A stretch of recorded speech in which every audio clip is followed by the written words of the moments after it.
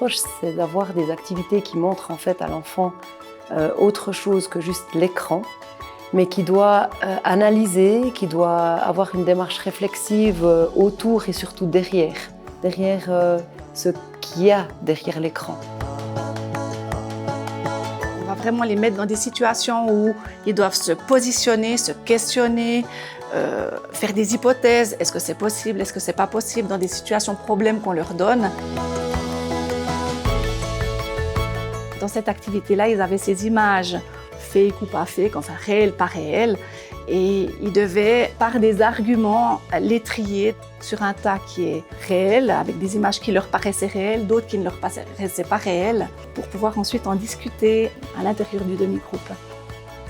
Et ça, c'était vraiment très intéressant parce que même sur une image qui a réussi à piéger des adultes, un groupe a réussi à dire « Ah non, mais c'est pas parce que c'est écrit que c'est vrai ».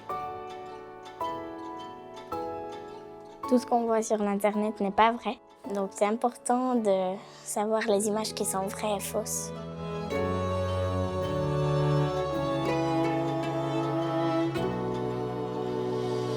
On doit changer l'organisation du travail en classe pour permettre l'implémentation du numérique.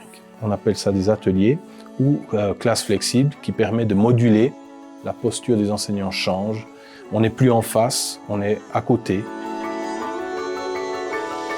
Ce qui est intéressant, c'est comment l'enseignant, lui, change de posture et comment il va aussi observer ses élèves et les besoins de ses élèves.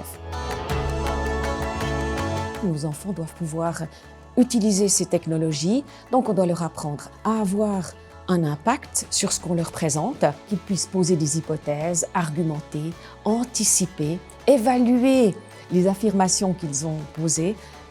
Et je pense que le monde du numérique implique ce genre de réflexion.